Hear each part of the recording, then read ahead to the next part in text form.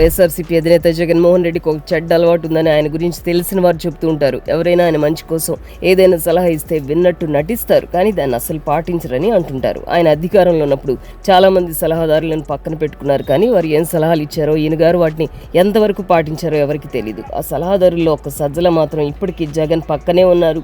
మరి ఇప్పుడు ఆయనకు సజ్జల సలహా ఇస్తున్నాడో ఇంకెవరైనా సలహాలు ఇస్తున్నారో కానీ జగన్ చేసే పనులు పార్టీకి లాభం కంటే నష్టమే ఎక్కువ చేస్తున్నాయి. కూటమి ప్రభుత్వాన్ని టార్గెట్ చేయాలని ఆయన ఏం మాట్లాడినా, ఏ కార్యక్రమం చేపట్టినా అది విమర్శల పాలవుతుంది. ముఖ్యంగా ఇటీవల కల్తీ నెయ్యి విషయంలో పార్టీ తీసుకున్న స్టాండ్, చేస్తున్న అసత్య ప్రచారం రాబోయే రోజుల్లో పార్టీకి తీవ్ర నష్టం కలిగిస్తాయనడంలో సందేహం లేదు. జగన్మోహన్ రెడ్డి బ్యాచ్ కోరుకున్నట్టే రాష్ట్ర ప్రభుత్వం నియమించిన సిట్ కాకుండా సిబిఐ నియమించిన సిట్ కల్తీ నెయ్యి అంశంపై దర్యాప్తు చేసి ఫైనల్ ఛార్జ్ షీట్ కోర్టులో సబ్మిట్ చేసింది. ఆ ఛార్జ్ షీట్ ప్రకారం అది అసలు నెయ్యే కాదు, కెమికల్స్ కలిపి తయారు చేసిన మిశ్రమం అని తేలింది. ఆ మిశ్రమంతోనే మొత్తం 20 కోట్ల లడ్డూలు తయారు చేశారని తేల్చింది. మొత్తం 250 కోట్లు దోచేశారని ఛార్జ్ షీట్ లో పేర్కొంది. ఇంత పక్కాగా ఆధారాలతో సహా సిబిఐ సిట్ ఛార్జ్ షీట్ చెప్తుంటే జగన్ బ్యాచ్ మాత్రం అడ్డదిడ్డమైన వాదనలతో ప్రజలను కన్ఫ్యూజ్ చేయాలని ప్రయత్నిస్తోంది. ఇంకో పార్టీ అయితే ఆ కల్తీకి బాధ్యులైన వారిని పార్టీ నుంచి సస్పెండ్ చేసి ప్రజలకు క్షమాపణ చెప్పేది. అప్పుడు ఆ తప్పంతా టీటీడీ బోర్డు చైర్మన్ గా ఉన్న వైవి సుబ్బారెడ్డి, భూమన కరుణాకర్ రెడ్డి అప్పటి ఈవోల మీదకు వెళ్లేది.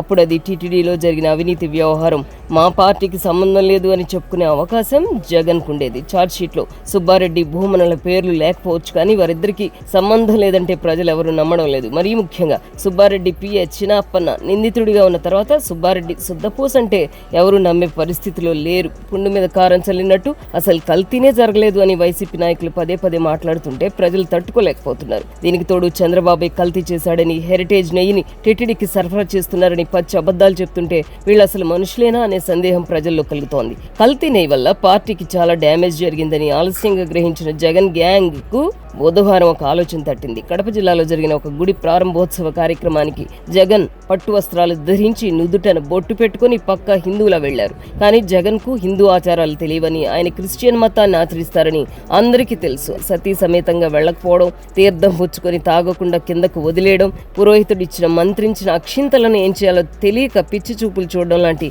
విజువల్స్ ప్రజలందరూ టీవీల్లో చూశారు.